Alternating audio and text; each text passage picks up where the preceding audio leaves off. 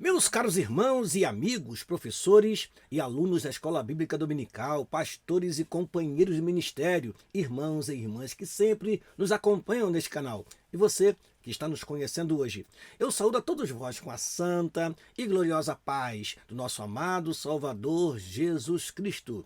Dando continuidade ao estudo do primeiro trimestre de 2026, estaremos estudando no próximo domingo a lição de número 7, intitulada A Obra do Filho, a obra do Filho de Deus, a obra do Senhor Jesus Cristo. Eu quero lembrar a você que estamos estudando neste trimestre sobre a Santíssima Trindade, o Deus único revelado em três pessoas eternas. Essa lição será estudada no dia 15 de fevereiro de 2026. Certamente muitas igrejas estarão promovendo retiros espirituais, outros irmãos e irmãs estarão aproveitando o período de carnaval para estar também viajando ou indo para lugares mais sossegados.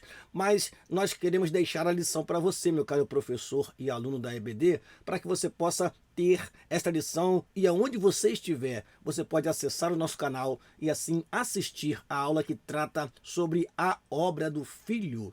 Esta é a última lição que trata sobre a cristologia, ou seja, dentro da doutrina da Trindade, nós temos a teologia própria, nós temos a teologia do Filho ou cristologia e temos a teologia a respeito do Espírito Santo, e nós estudaremos a partir da lição de número 8 sobre o Espírito Santo. Nesta lição, então, será abordada a obra do Filho. É claro, veremos que esta obra do Filho abordada nesta lição se refere à sua humilhação, encarnação, à sua vida aqui na terra, à sua ressurreição e à sua exaltação.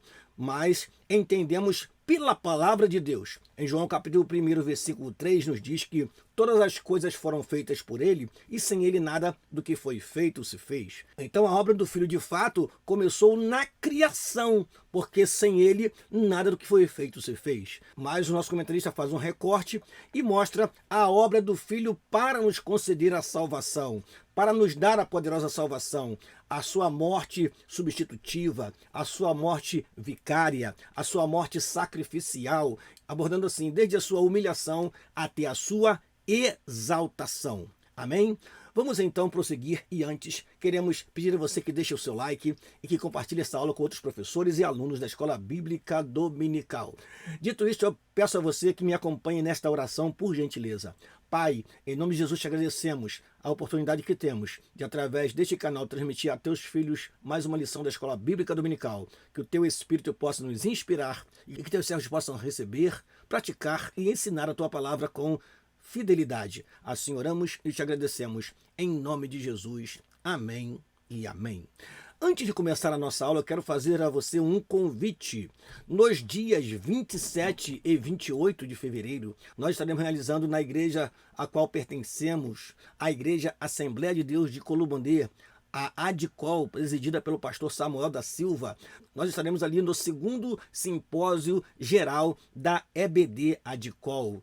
Por que simpósio geral? Porque reuniremos ali todos os superintendentes, professores e alunos do nosso campo para um momento de aprendizado, de reflexão a respeito do que transmitimos em nossas classes. Nesta oportunidade, escolhemos como tema Identidade para a Eternidade, ou seja, de que forma estamos ensinando nossos alunos para que eles estejam preparados para entrar nos céus pelas portas. Esse tema perpassa por outros ensinamentos importantes: a identidade cristã, o caráter cristão, o testemunho cristão, a santidade para podermos entrar nos céus pelas portas. O ensino secular nos diz que a pessoa pode ter muitas identidades durante a sua existência, mas nós aprendemos pela palavra de Deus que o mundo passa e a sua concupiscência, mas aquele que faz a vontade de Deus permanece para sempre. Precisamos então instruir nossos alunos a estarem preparados para a vida eterna com Deus. Através do QR Code que está na tela, você pode fazer a sua inscrição e estar conosco nesses dias. A nossa igreja se localiza na Rua Expedicionário Manuel Lino de Paiva, 21, Colubandê, São Gonçalo, e você está convidado a participar conosco. Nós temos aqui na outra tela o que será abordado nesses 2 dias. No primeiro dia, na sexta-feira, às 19 horas, estaremos falando sobre a importância da EBD na formação da identidade para a eternidade. No dia seguinte, sábado pela manhã, às 9 horas, estaremos abordando um assunto bem atual e necessário: inteligência artificial como ferramenta a serviço da EBD. Nós temos visto muitas pessoas usando a inteligência artificial para enganar, para iludir, e nós precisamos usar esta ferramenta para nós aprimorarmos o nosso trabalho como professor na Escola Bíblica Dominical. E o encerramento deste evento será no sábado às 19 horas, quando teremos fóruns por classes da EBD, ou seja, estaremos reunindo os professores de cada tipo de classe para juntos discutirmos esse assunto tão importante. E você, meu querido professor que me ouve neste momento, está convidado a participar conosco. E você que também não é professor da Escola Dominical, é apenas um aluno ou deseja participar conosco, está aí o convite para você. Será um prazer receber você em nossa igreja, Assembleia de Deus Clube Bandê, no dia 27 e 28 de fevereiro. Vamos então para a nossa aula, meus amados irmãos. E começamos sempre com o nosso texto áureo. O nosso texto áureo se encontra em Filipenses capítulo 2, versículo 9, ou seja, carta de Paulo aos crentes da igreja de Filipos, capítulo 2, versículo 9, o versículo que diz: pelo que também Deus o exaltou soberanamente, e lhe deu um nome que é sobre todo nome. Repetindo, pelo que também Deus o exaltou soberanamente, e lhe deu um nome que é sobre todo o nome. Filipenses capítulo 2, versículo 9. A nossa verdade prática diz assim: a humilhação voluntária de Cristo, sua obra redentora e sua exaltação gloriosa revelam que somente Ele é digno de toda adoração e obediência. Vou repetir para você: a humilhação voluntária de Cristo, sua obra redentora e sua exaltação gloriosa revelam que somente Ele é digno de toda adoração e obediência. Vamos então à leitura bíblica em classe, que se encontra em dois textos sagrados: Filipenses capítulo 2, versículos 5 a 11 e carta aos Hebreus capítulo 9, versículo 24 a 28. Diz assim a palavra do Senhor: de sorte que haja em vós o mesmo sentimento que houve também em Cristo Jesus, que, sendo em forma de Deus, não teve por usurpação ser igual a Deus, mas aniquilou-se a si mesmo, tomando a forma de servo, fazendo-se semelhante aos homens, e achado na forma de homem, humilhou-se a si mesmo, sendo obediente até a morte e morte de cruz. Pelo que também Deus o exaltou soberanamente, e lhe deu um nome que é sobre todo nome, para que ao nome de Jesus se dobre todo joelho dos que estão nos céus e na terra e debaixo da terra, e toda língua confesse que Jesus Cristo é o Senhor, para a glória de Deus Pai. O segundo texto diz assim: porque Cristo não entrou num santuário feito por mãos, figura do verdadeiro, porém no mesmo céu, para comparecer por nós perante a face de Deus. Nem também para a si mesmo se oferecer muitas vezes, como o sumo sacerdote cada ano entra no santuário com sangue alheio. Doutra maneira, necessário lhe fora padecer muitas vezes desde a fundação do mundo. Mas, agora, na consumação dos séculos, uma vez se manifestou para aniquilar o pecado pelo sacrifício de si mesmo. E, como aos homens está ordenado morrerem uma vez, vindo após disso o juízo, assim também Cristo, oferecendo-se uma vez para tirar os pecados de muitos, aparecerá segunda vez, sem pecado, aos que o esperam para a salvação. Amém. Nós esperamos o grande dia do arrebatamento da igreja, porque sabemos que as suas promessas não falham. E ele disse: vou e voltarei para vós. E a igreja do Senhor aguarda ansiosamente este glorioso dia. Prossigamos então, vamos aos objetivos da nossa lição. Primeiro, explicar a humilhação voluntária de Cristo e sua obediência até a cruz. Segundo objetivo, mostrar que a obra redentora do Filho é única, suficiente e vicária. Terceiro e último objetivo, ressaltar a exaltação gloriosa de Cristo e sua soberania universal. Portanto, explicar a humilhação voluntária de Cristo e sua obediência até a cruz, mostrar que a obra redentora do Filho é única, suficiente e vicária, e ressaltar a exaltação gloriosa de Cristo e sua soberania universal são os objetivos da nossa lição.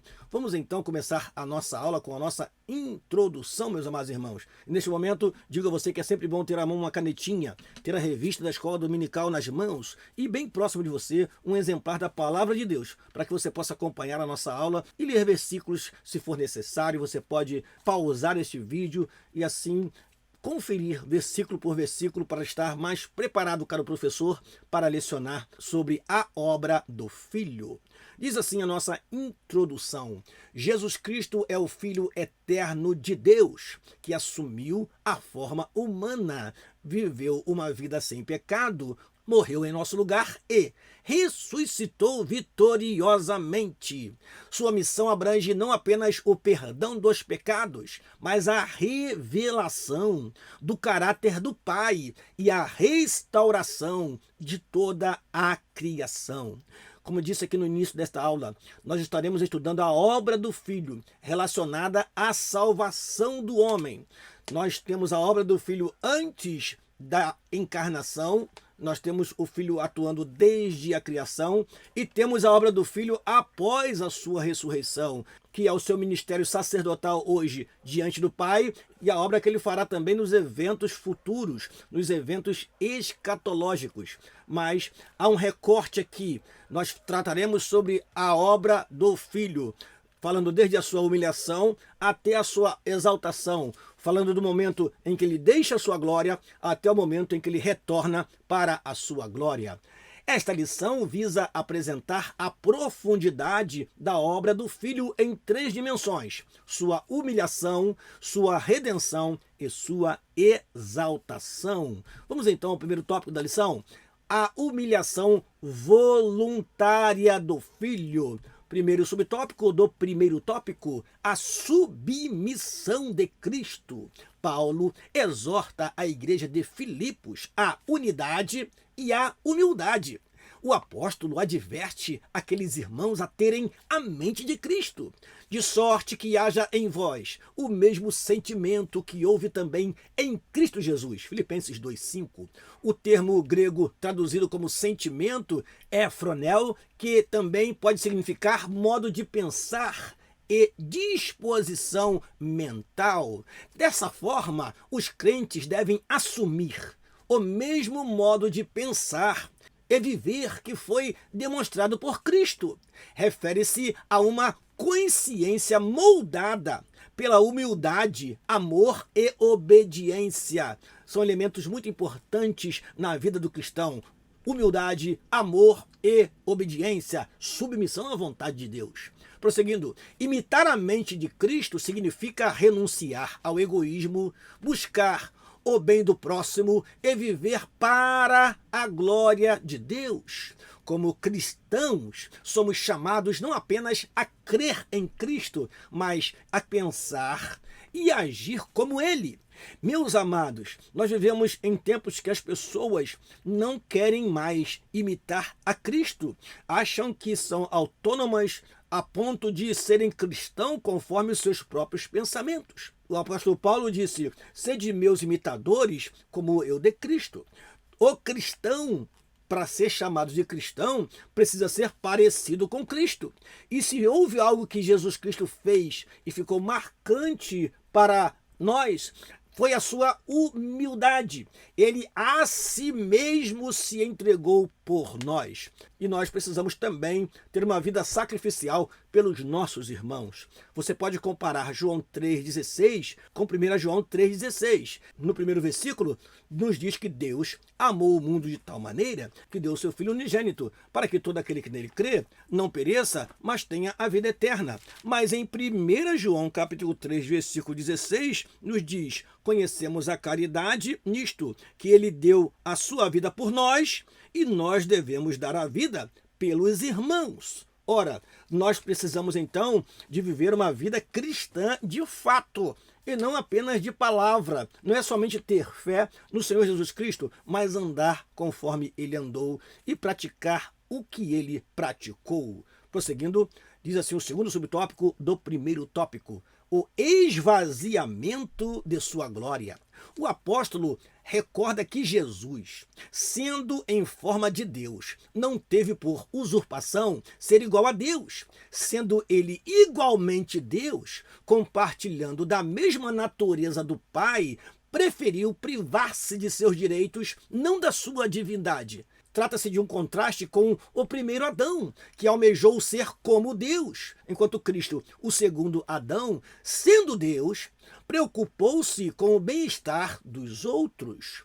Essa realidade é confirmada quando Jesus aniquilou-se a si mesmo, tomando a forma de servo, isto é, esvaziou-se voluntariamente, assumindo a natureza humana na forma de servo. Isso não significa a perda da sua divindade, mas a renúncia da glória que ele possuía na eternidade com o Pai.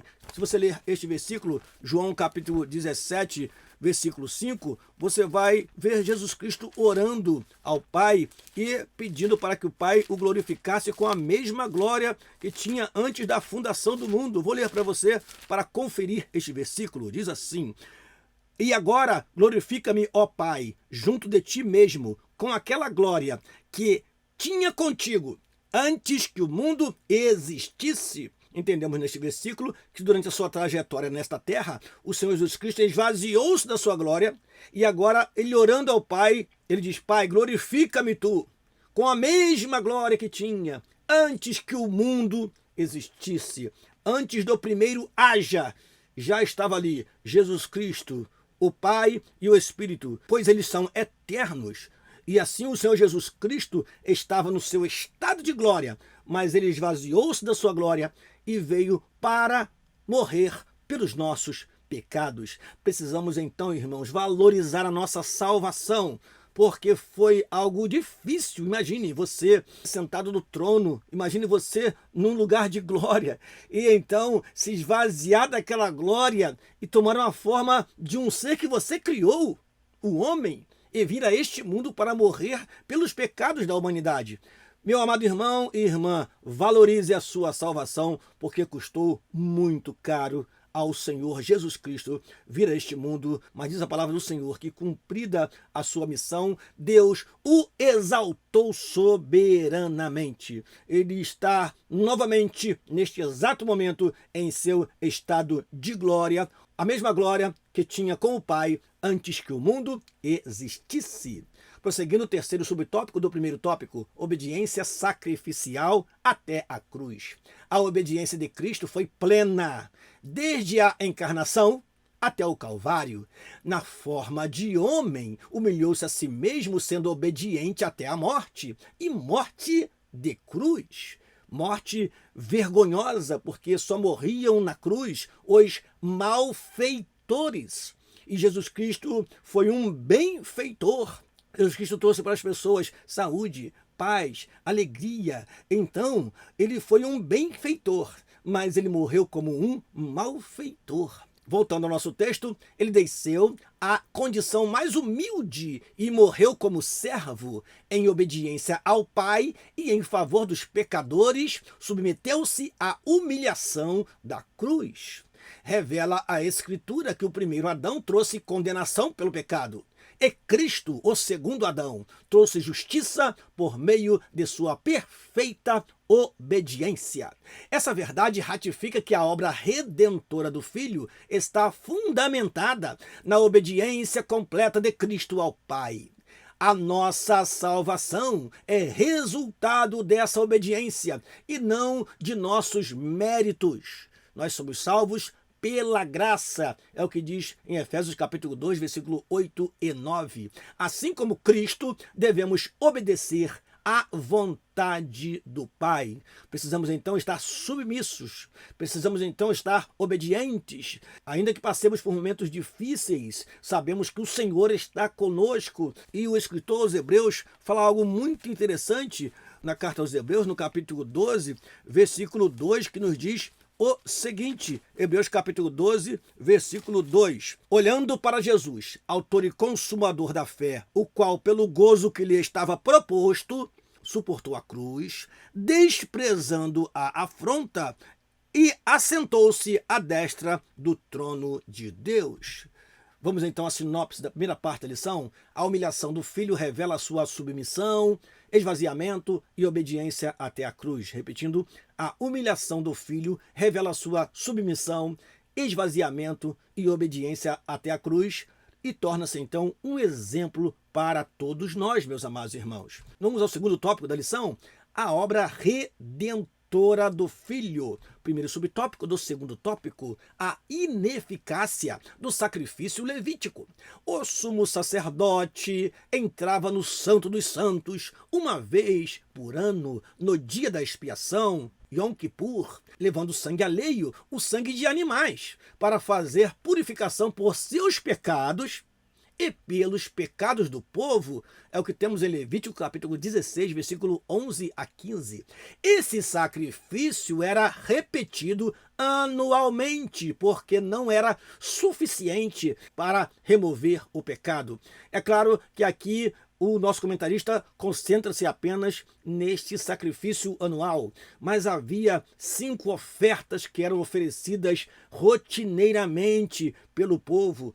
Estas 5 ofertas estão em Levítico capítulo 6 e 7. Você pode conferir, meu caro professor da Escola Bíblica Dominical. Temos lá lei do holocausto, do versículo 8 ao versículo 13 do capítulo 6 de Levítico. Lei de oferta de manjares, do versículo 14 ao versículo 23 de Levítico 6. Temos também lei da expiação do pecado, do versículo 24 ao versículo 30 de Levítico 6. Em Levítico 7, nós temos ainda a expiação pela culpa, do versículo 1 ao versículo 10. E também a lei do sacrifício da paz, do versículo 11 ao versículo 21.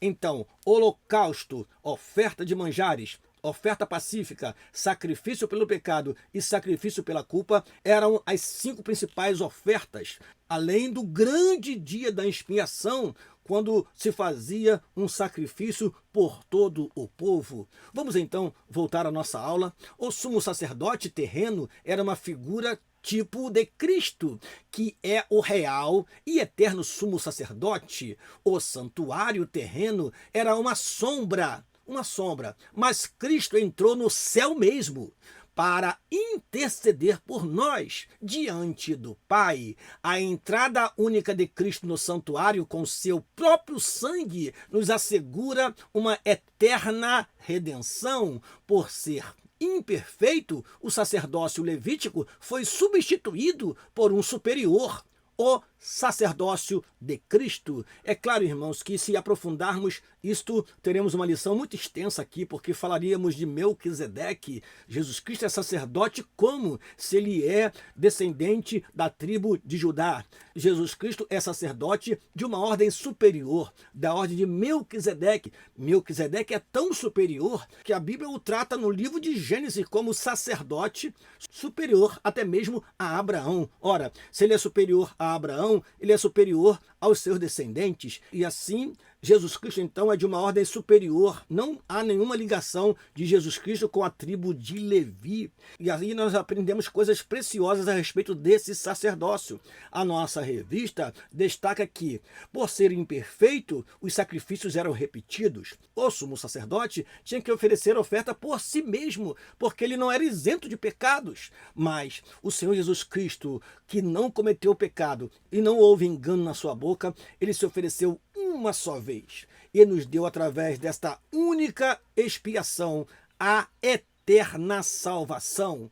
Portanto, havia uma ineficácia naqueles sacrifícios, mas há no sacrifício de Jesus uma eficácia tal que ele é não somente o cordeiro que cobre o pecado, mas segundo João capítulo 1, versículo 29, ele é o Cordeiro de Deus que tira o pecado do mundo. Prosseguindo, segundo subtópico do segundo tópico, o sacrifício único e suficiente. Na antiga aliança, ofereciam-se sacrifícios continuamente pelo pecado, por causa da ineficácia dessas ofertas. Diferentemente do sistema levítico, a morte de Jesus foi definitiva, completa e eficaz. Assim também Cristo, oferecendo-se uma vez para tirar os pecados de muitos. Hebreus capítulo 9, versículo 28.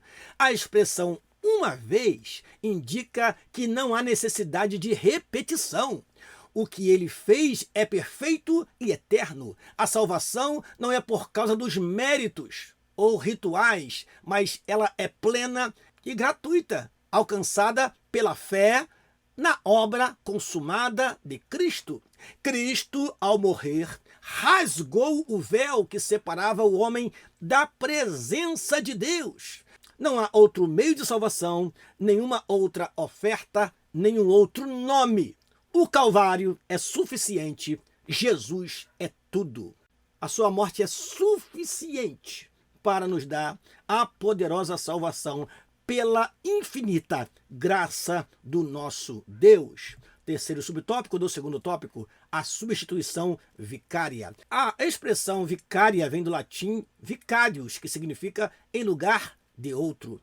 A substituição vicária é inseparável da justiça divina.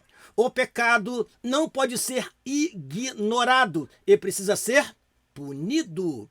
Em virtude disso, Deus não poupou seu próprio filho, mas o entregou para morrer em nosso lugar, assumindo sobre si a penalidade que nos era destinada. Ou seja, nós chamamos isso de imputação. Sobre Jesus Cristo estavam os nossos pecados, para que nós tivéssemos a poderosa salvação através dele, através do seu sacrifício. Voltando à lição, no sistema sacrificial da lei, os animais oferecidos tipificavam essa substituição, mas não removiam o pecado. Em Cristo, o Cordeiro de Deus, a substituição é perfeita e definitiva. Diz assim o escritor aos Hebreus: na consumação dos séculos, uma vez se manifestou para aniquilar o pecado pelo sacrifício de si mesmo. Assim, em adoração, devemos viver para Cristo, que por nós morreu. Ele nos substituiu, ele se entregou por nós, ele se entregou em nosso lugar. Éramos nós que deveríamos estar na cruz, mas ele nos substituiu e morreu por nós, porque somente ele poderia nos dar a poderosa salvação. Vamos à sinopse da segunda parte da lição. A obra redentora de Cristo é única, suficiente e vicária, garantindo nossa salvação. Repetindo, a obra redentora de Cristo é única, suficiente e vicária, garantindo nossa salvação. Terceiro e último tópico da lição, a exaltação gloriosa do Filho. Primeiro subtópico do terceiro tópico, recebido à destra do Pai. Após sua humilhação voluntária, o Filho foi entronizado nos céus, com glória eterna. Diz assim o texto sagrado, pelo que também Deus o exaltou soberanamente. A exaltação de Cristo está ligada à sua obediência perfeita. O verbo exaltou, no grego, denota uma elevação acima de toda medida. Cristo não apenas venceu a morte, mas foi exaltado à posição suprema no universo. Ele disse, meus amados irmãos, é-me dado todo o poder nos céus e na terra.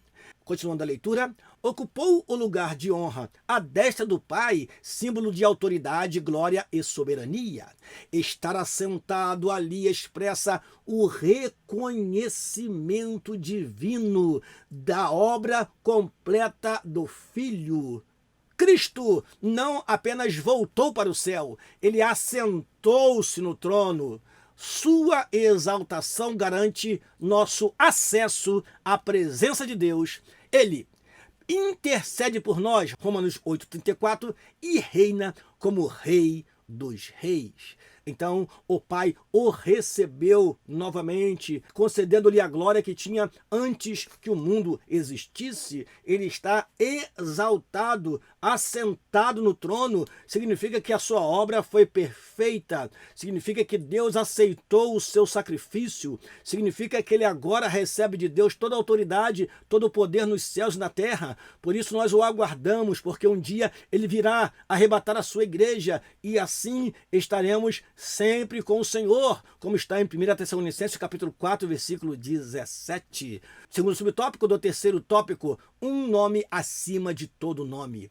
Cristo recebeu de Deus Pai um nome que é sobre todo o nome. Na Bíblia, o nome carrega o sentido de caráter e autoridade. Dessa forma, dizer que Cristo recebeu um nome sobreexcelente, a Escritura afirma que nenhuma autoridade, seja visível ou invisível, se compara ao seu poder e posição. Não há ninguém que pode se comparar à posição elevada que o Senhor Jesus Cristo recebeu do Pai após a sua ressurreição. É um nome que é sobre todo nome. Isso significa que Cristo foi exaltado acima de toda eminência do bem e do mal, ou seja, de todo o poder, de todo aquele que está à frente de uma nação, de todo aquele que está na frente de um reino, seja ele material ou espiritual. Iniciando novamente a frase, isso significa que Cristo foi exaltado acima de toda a eminência do bem e do mal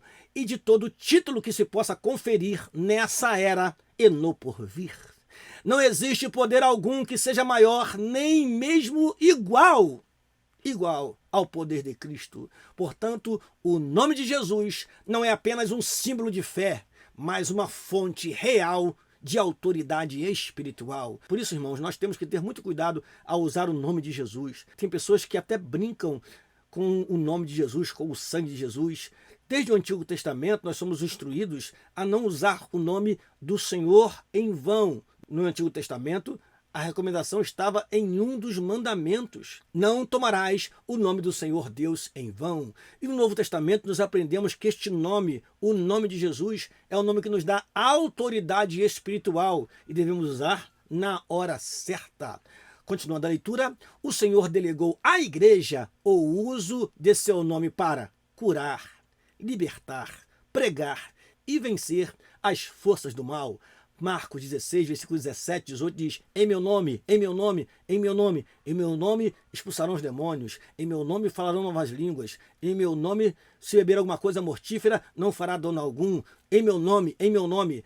Temos então, no nome de Jesus, autoridade para cumprir aquilo que é a nossa missão: pregar, curar, libertar pela autoridade que ele nos deu.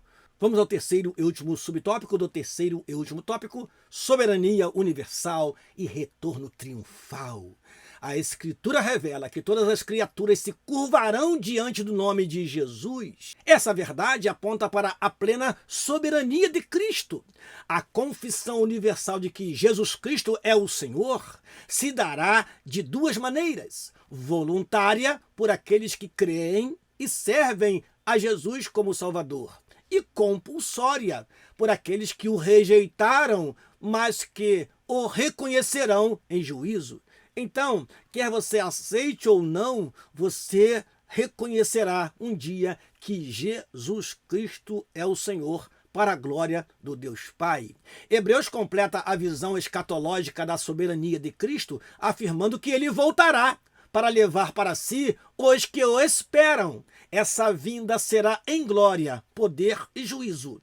Sua glória será reconhecida por todos, para salvação ou para condenação. Ele voltará triunfante para buscar a sua igreja e reinar eternamente. E nós estamos aguardando este tão maravilhoso dia. Sinopse da última parte da lição: a exaltação gloriosa de Cristo manifesta sua soberania universal e assegura o triunfo final da igreja. Repetindo, a exaltação gloriosa de Cristo manifesta sua soberania universal e assegura o triunfo final da igreja. Vamos à conclusão, meus amados irmãos. A obra do Filho é completa, suficiente e gloriosa. Da humilhação à exaltação. Ele se humilhou para nos salvar, ofereceu-se em sacrifício vicário para nos redimir e foi exaltado para governar eternamente. Como igreja, somos chamados a viver em comunhão com essa verdade, aguardando o retorno do nosso Senhor e Salvador. Vivamos como servos daquele que nos serviu com sua vida e nos salvou com seu sangue. Amém. Termino esta aula convidando você para a próxima lição. Não perca a 8ª lição do primeiro trimestre de 2026, lição na qual estudaremos sobre o Deus Espírito Santo. E eu espero você aqui, meu caro professor e aluno da Escola Bíblica Dominical. Eu encerro esta aula pedindo a você que ore por nós para que Deus nos dê graça para continuarmos este tão precioso trabalho de deixar para você um comentário da lição da Escola Bíblica Dominical. Assim me despeço e peço a você que compartilhe esta aula com outros professores e alunos e assim vamos prosseguir aprendendo a poderosa palavra do Senhor. E se você desejar atender ao nosso convite, nós reforçamos aqui para você. Estaremos no dia 27 e 28, realizando um trabalho maravilhoso, simpósio da IBD, na igreja na qual servimos ao Senhor. E você está convidado para estar conosco nesses dias. Deus te abençoe, em nome de Jesus. Amém e amém.